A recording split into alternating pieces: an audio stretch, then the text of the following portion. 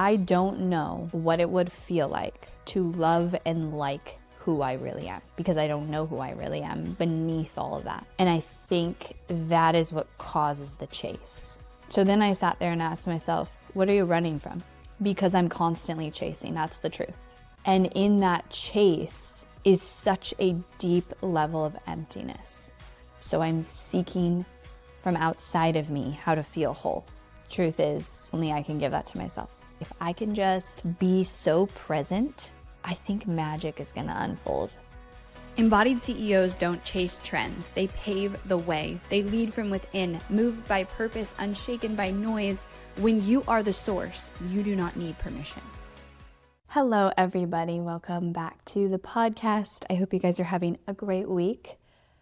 We're in May. The other day I looked at that and I'm like, oh my gosh, it's already May and we're going into summer. We've had the most beautiful weather in Austin, gotten a lot of rain, and I have been outside as much as possible with my kids. Today's episode is going to be one of those mix of vulnerable share, real talk from my heart. We'll see where it goes.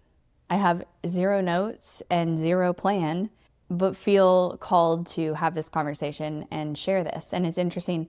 I did a podcast a few weeks ago about how to show up authentically as a creator and when to share things and, giving things time before sharing. And this is one of these where I'm actually sharing some real-time takeaways that have been processed but are very much real for me. But I'm just making the call, it feels right. Because it's not about a situation, it's a lot of internal things. And so this is definitely going to be a vulnerable share, but I feel called to speak to it in the freshness of it, because I think that it will actually connect with you guys better. And when I considered sharing this, I just was I have to speak my heart on this, because I think there are so many of you who are going to relate to kind of these realizations and thoughts that I'm having. The human experience, man, you're just always evolving. It never stops. All right, so let's get into it. So last week I had the opportunity to hang out with a really good friend of mine for a lot of the week. And I was really unplugged from social and just kind of present. And that led to some really good conversations. And Joe Dispenza calls it the dark night of your soul, when you have the moments where you're just you hit this point of having to face things that you maybe haven't been ready to face yet. And because I was on my own, I was solo traveling. I always uncover things when I solo travel and just have experiences, because it's just a lot of time with myself. It's one of the reasons I love solo travel and have learned to love it, because when I do travel on my own, even if I'm going to see someone or I'm going to an event, you still end up getting a lot of time on your own, on the plane, dinner, eating, morning time. And it's always such a healing experience for me. And so that was my last week, and I didn't really talk about my trip. I went off social media. So anyways, so one of the nights on the trip, I was by myself and had walked to dinner and just been in my head, but in my body, and just processing, and kind of sat with something that took me back a few layers and allowed me to process something. And that's what I'm going to share here today, which is I actually recorded it on a video for myself because it was so powerful. And that is this realization that I sat there and I was, in a conversation with myself. And I sat there and I said, if I were to remove the labels, the titles, mom, wife, CEO, athlete, the accomplishments, the life that I've built, all these things that I attach to my name, the public figure I have, the way that I think I'm supposed to show up or even want to show up, the version of Emily that I try to be every day. If I were to remove all of that and go under the surface, I sat there and I asked myself, do I know who that person is? And my answer is no. My answer is I don't know. I think that I do know, but I'm disconnected from that. And I think there's a lot of entrepreneurs that relate to this, that relate to If you were to remove all the things that we are constantly trying to accomplish, and that's part of what I'm going to talk about is like the chase, because I know you guys feel it too, just like me, constantly chasing the next thing. If you were to remove all of that and look in the mirror, like it's a deep question, right? Who are you? And here's where I even, got deeper with it and had this like huge breakthrough as I was like, first of all, I can't answer the question to that yes. I don't know who I am underneath all of that. Second of all, worse than that, I don't want to say worse because that's a judgment, but heavier than that, I don't know what it would feel like to love and like who I really am, because I don't know who I really am beneath all of that. And I think that is what causes the chase. And so I sat there and said, you take all this away. You take all the labels that people give me. And if you were to say, describe Emily, right? You would describe business owner, mom, wife, CrossFitter, all these things. But if you were to remove that, who am I? And do I love who I am? Do I even know what that feels like? And my answer was no, and I just was bawling over this realization of how much every moment right now of my existence is spent disconnected from that connection to myself. And I share this because it's always layers, and I talk so much. I mean, I have tattooed on me, the truth is within, and I talk so much about you already know the answer and the connection is back to yourself, and I truly believe that. But I hit a point where I'm like, oh, there's a whole other layer to this that I have not uncovered yet. So then I sat there and asked myself, what are you running from? Because I'm constantly chasing. That's the truth. If I really look at my life, I am constantly focused on the next thing. Even when I tell myself I'm not, it's disguised as productivity, as optimization. I could even look at my meditation practice, which I have gotten way back deeper into because it does help me a lot. But I can even look at that and it's like, I've figured out how to optimize freaking everything.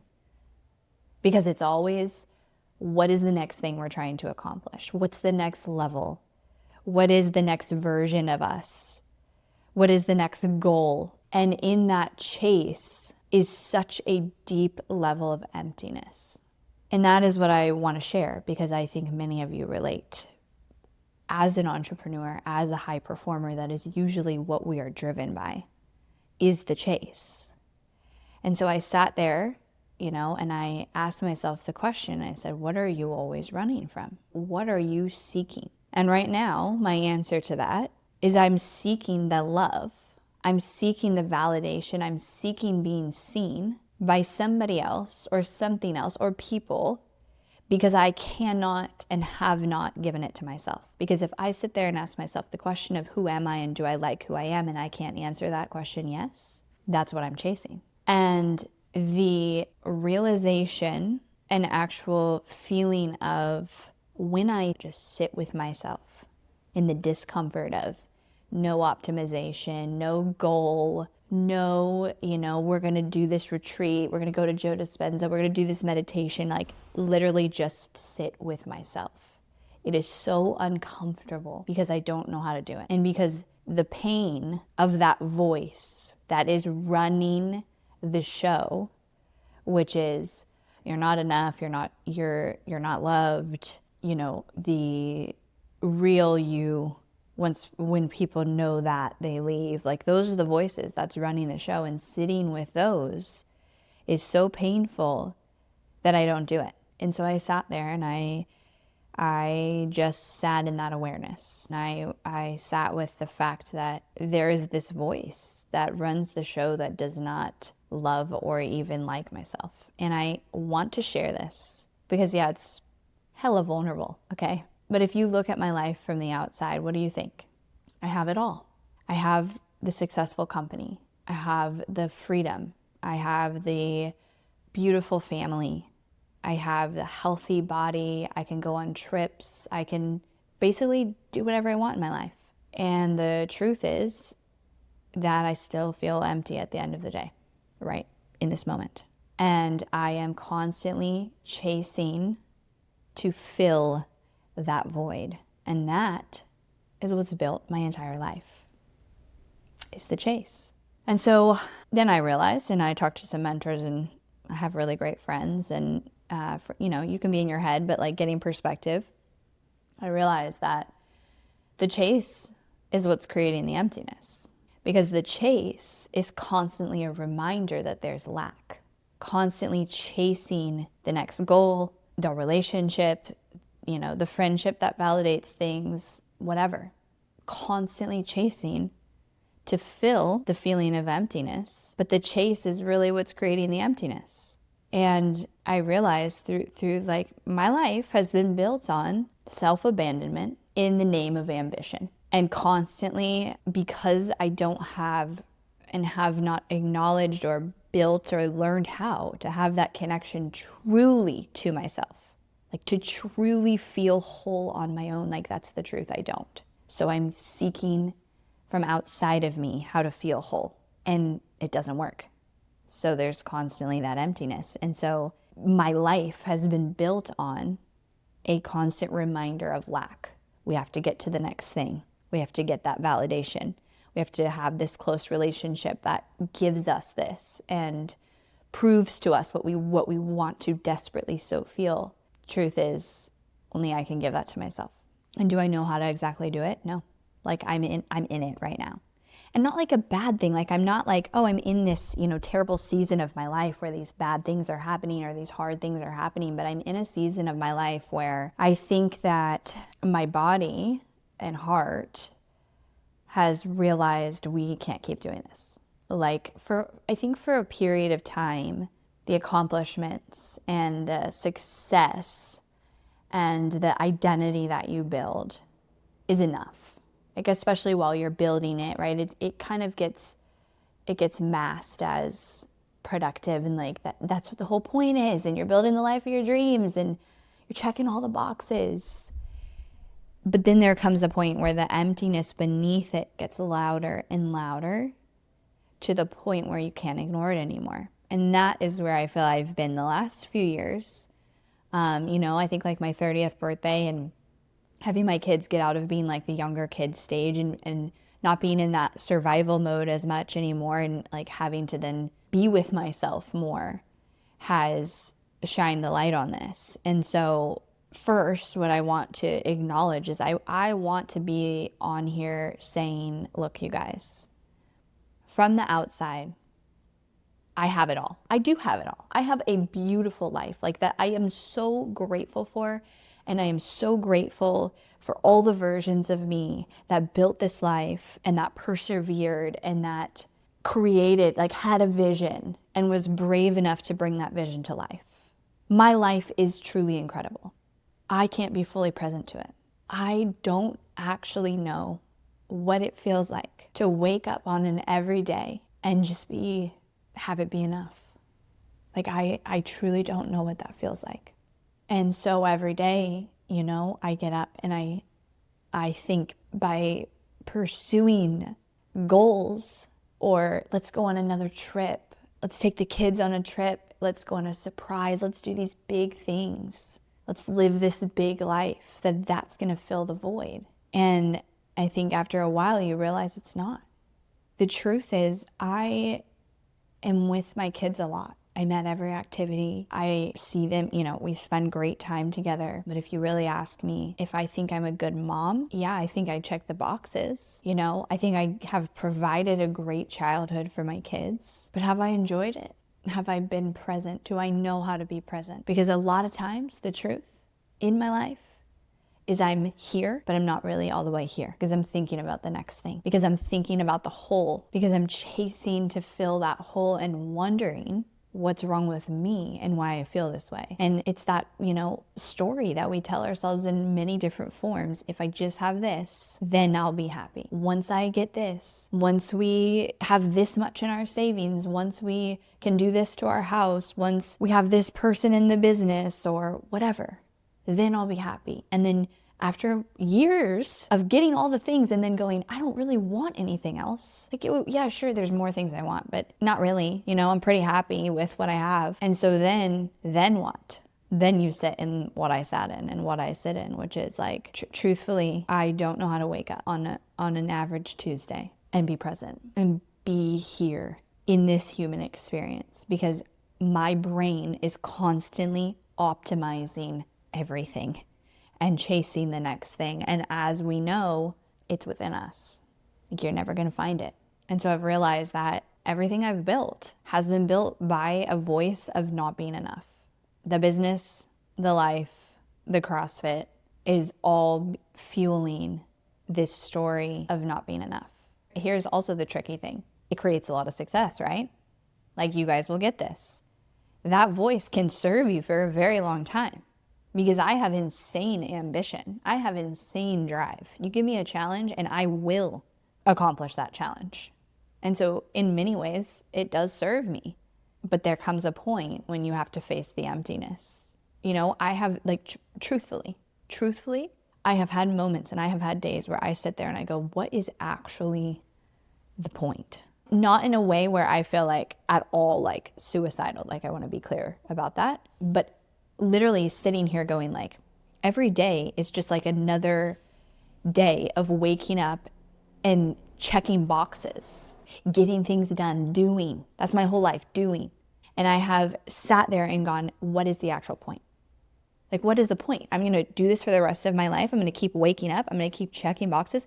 And I'm going to have those few fleeting moments where we go on an incredible family trip and I feel alive, or we do something crazy in the business. We have some huge impact, my live events. Like, those moments, I feel alive. I feel present. I feel so much gratitude. I feel alive, but they're like 4 or 5 times a year. And my nervous system is trained to think that that is what we need to be happy. I took my kids to a creek this weekend right by our house that we never go to. And I said that with like judgment. We never go to. We don't go there very much. I don't know why, but it rained a ton in Austin. And I was like, let's just go to the creek. And I'm watching my kids just having the most simple form of fun. You know, playing in like it's not even that cool of a creek, but they thought it was like the best thing ever. 1 foot of water with their nets trying to catch fish for like literally 2 hours, and they did not want to go home. And as I'm watching them and I'm sitting there, I'm watching myself not be able to be present. I'm watching myself think about what I still need to do that day. I'm watching myself think about the plan that I could put into place to fix this problem that I feel right now. Like, literally, you know, it's like, okay, what's the checklist that I need to do to be able to be more? I'm going to meditate this much a day. I'm going to do this. I'm going to do that. I'm going to check these boxes. And I'm watching myself as I'm in a moment with my kids that you fast forward 10 years and I would pay any amount of money to be back at. Not be able to be present. I think being present is a challenging thing for humans with a brain, because that is what the brain does. But I was watching myself stand with my feet in the water, doing everything but being present. And so then as I'm, sorting through this weekend and realizing this is not going to come from a challenge that I'm going to put myself through of meditating a certain amount every day or checking a certain box. It is going to come from, first of all, and this is where I'm at right now, like I'm going to uncover more, but this is where I'm at. First of all, existing out of my head and into my body, because when you get into your body, you are then present. And that's going to come moment by moment. Another huge thing for me is my constant optimization can be very tricky. So when I have certain thoughts, like, okay, I'm at the creek and I'm thinking about how I need to do these things and I need to meditate more, and what I'm going to do to fix the fact that I can't be present. What I'm sitting there doing is criticizing myself. And I'm having these thoughts, and then I'm telling myself I'm wrong for having these thoughts, and then I'm resisting the thoughts, and then guess what? The thoughts get louder, And I realize that that is also a big opportunity for me, is because I'm constantly optimizing. My brain works very black and white. It's like, this is right and this is wrong. And so if you're doing this, we need to do this instead. There has to be a level of acceptance. Like presence starts with the acceptance. And so instead of when I have those thoughts, what I normally would do and want to do is criticize myself as a mom. And not even like fully criticize that's like obvious that I'm criticizing. Just be like, oh no, we don't have those thoughts. We don't have thoughts about doing something different or, optimizing or, we don't have those. We're going to think about this. We're going to be present, damn it. we're going to force ourselves to be present. And I think one thing that I've realized is it doesn't happen that way. You're not going to be present and you're not going to surrender through force. It is the opposite energy that gets you there. And so now when I've had these thoughts, I've had thoughts that I don't want to have. My brain is going and focusing on things I don't want to focus. And I catch myself going, oh, well, you want to be in a better energetic frequency. Like, you shouldn't be thinking those things. No. Now I'm like, okay, you're thinking these things. Observe, accept, see myself. Because my entire existence is most of the time self-abandonment. It's most of the time going, you feel this thing? You think this thing? Well, here's why you're wrong. And here's the better thing you're going to think. We're going to force you to think this. And my body's like, no, you're not. Because this is real. It doesn't mean that all of our thoughts and our feelings are actually true in terms of the stories we create, but they're real in that moment. And if you don't, and this is what I'm learning, if you don't accept them, if you don't give them that space, if you resist them, they get louder. And the actual resistance then becomes the thing you get stuck on. Because the thoughts and the feelings, they come pretty fast. It's so hard to catch because it happens in a microsecond. You have a thought and then you turn it into this loop. And you turn it into this story and then you start obsessing over it. That's the piece that keeps you stuck. So what am I actually doing right now with this realization? Not optimizing. I mean, I'm still living my life like normal, but because that's the thing, it doesn't happen in the big change. And this is such a cliche thing to say, but it's like true. It's like the difference and the change does not happen from a big retreat or I'm going to start meditating hours a day. Like, here's the thing, you guys, I've already done all that shit. I mean, I have gone through seasons and I'm back doing it because it does help me a lot, but meditating 2 hours a day. Joe Dispenza retreats, Bufo in Costa Rica, microdosing. I've done all the shit and I'm still here. And I think that is also the point, because I think that it will just be another layer, another layer, another layer. All the things that I've done are not wrong. They've led me to here, but then it's coming back to the realization that it happens in the micro moments and it takes an insane amount of awareness and presence to actually change. It's why people don't change. It's exhausting. It's so much easier to just keep being the same person every day. It's so much easier to stay in the same patterns. It's so much easier to allow the voices and the programming to win. It doesn't take any effort to do that. That's subconscious. That just happens. This takes a ton of energy. And you're like on this roller coaster of like, one moment I'm back grounded and I feel good, and then another moment I'm frustrated, and then I'm frustrated that I'm frustrated, and I'm okay, calm down the analyzing brain. So what am I doing? What am I doing right now? It is so simple. This is what I'm doing.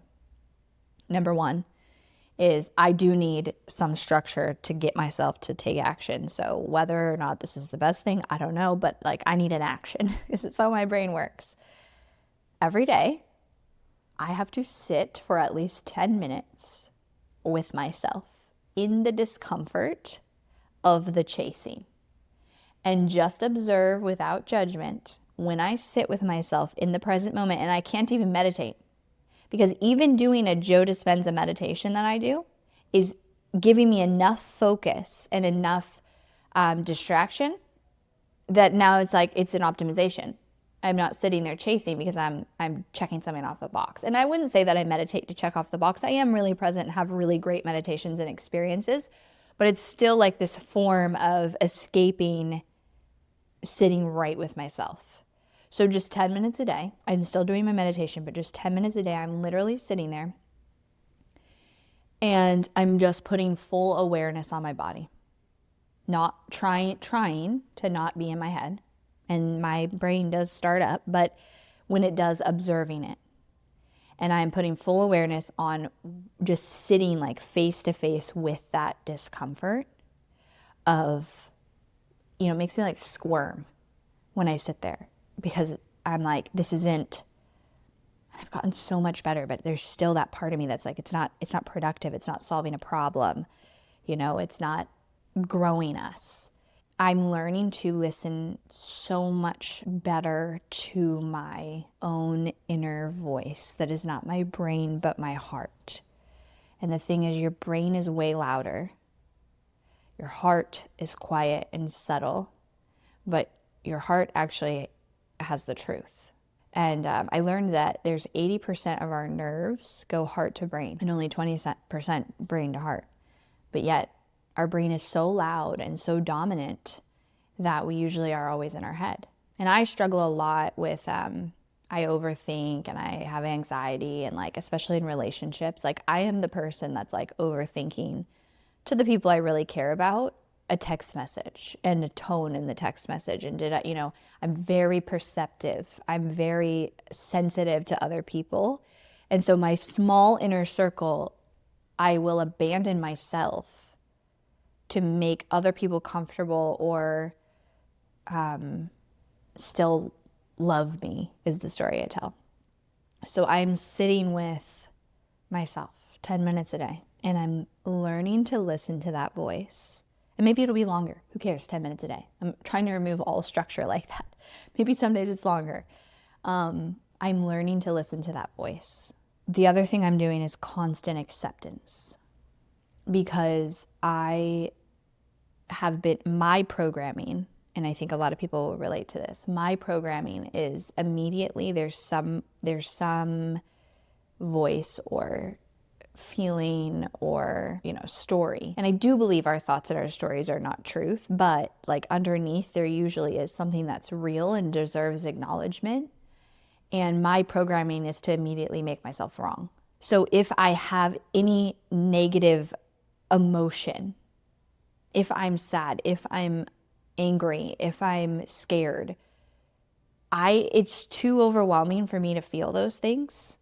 And so my brain comes in and overpowers and gives me all the reasons why I shouldn't feel that way.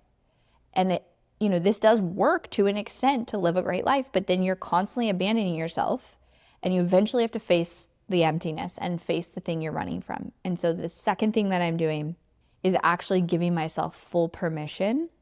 And when I have a thought, like let's say I'm like, oh, I'm really upset that this person did this, instead of going, which is what I do, which would be, here's why they did it, here's their reason, and you're wrong for thinking that, I'm going, of course you're upset about that. Like what I would do to my kids, right? If my kids are feeling angry, I would hope that I'd be like, it makes total sense that you're angry about that. Like that is valid. It's like we have to parent ourselves again.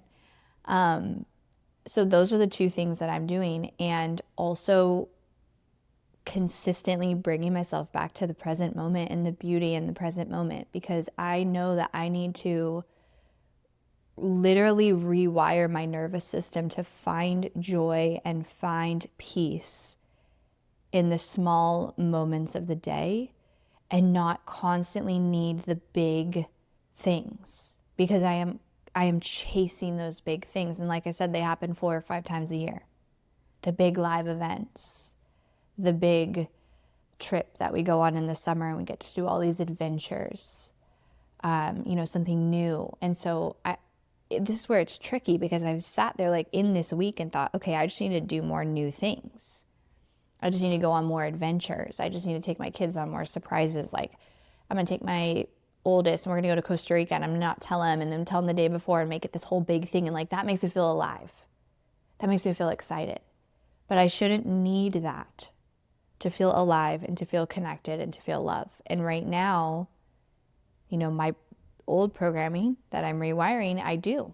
Like I need those big things. And so my goal, my very non-linear structured goal, is to wake up on an everyday and to feel completely satisfied and grateful and present in the moment.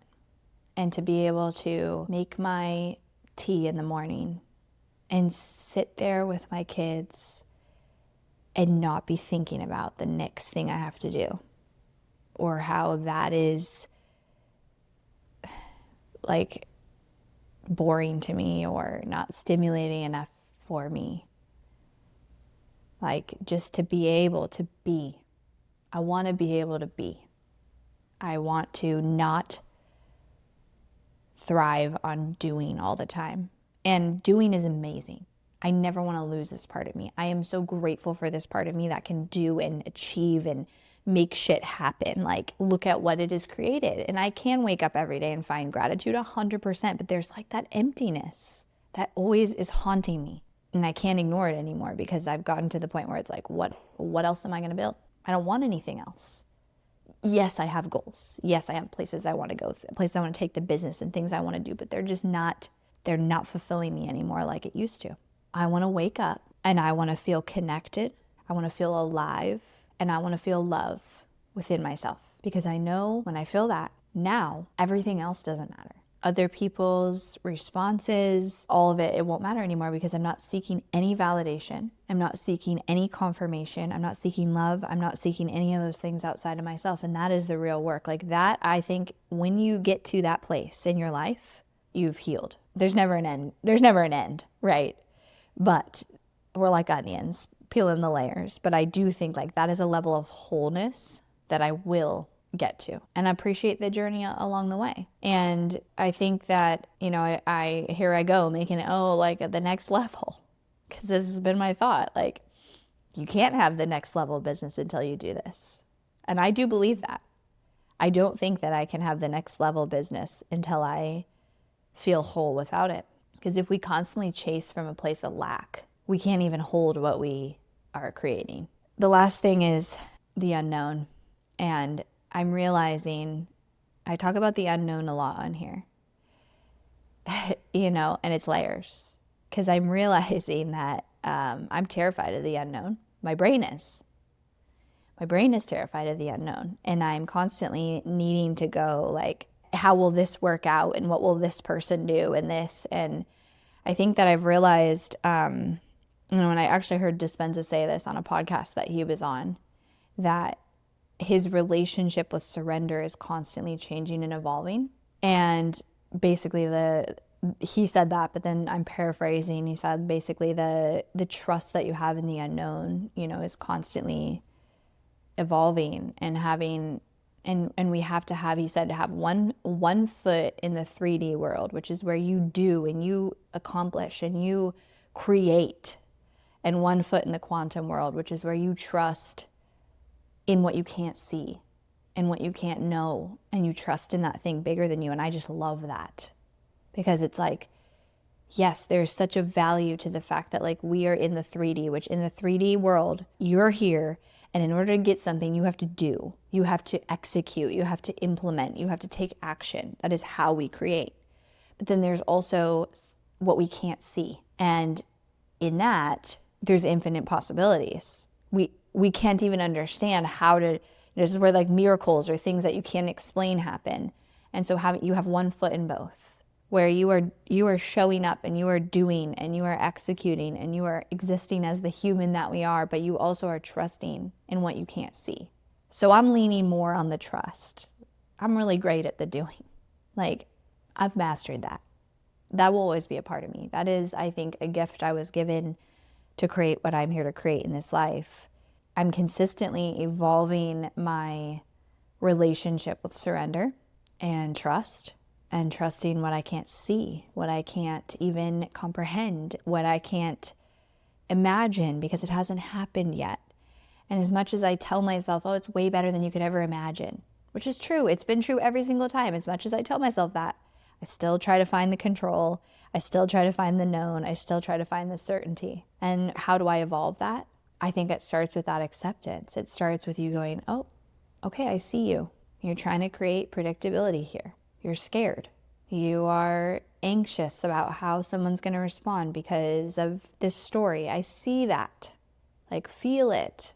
And that's where I'm at. It's like I need to slow down my inner state so that I can actually learn what it's like to be with me and who I am, like the essence of me. Who am I? Who am I when you take all of the labels and everything away?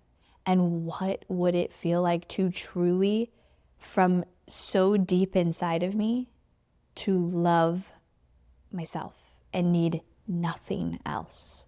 That's where I'm at. I don't know the answer to that yet, but I am going to figure it out.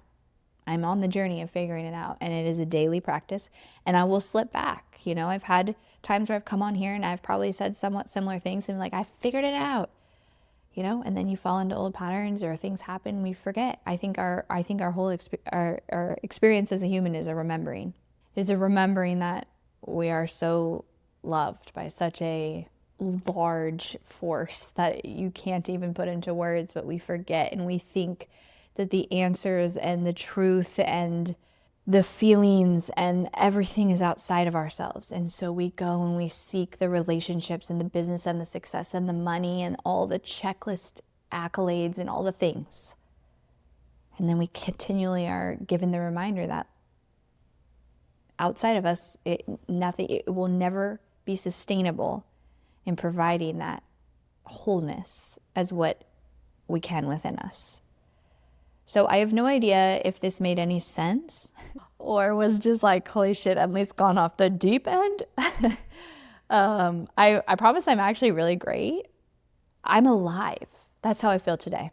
That is how I feel today. I had, you know, I worked through some big shit, like dark night of the soul, bawling, sitting with like, there was one point I will like sometimes talk to myself, talk to God when I'm by myself. And I was like, I hate myself, I said.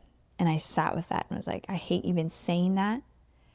But there is a part of me, there is a voice in me that does feel that way.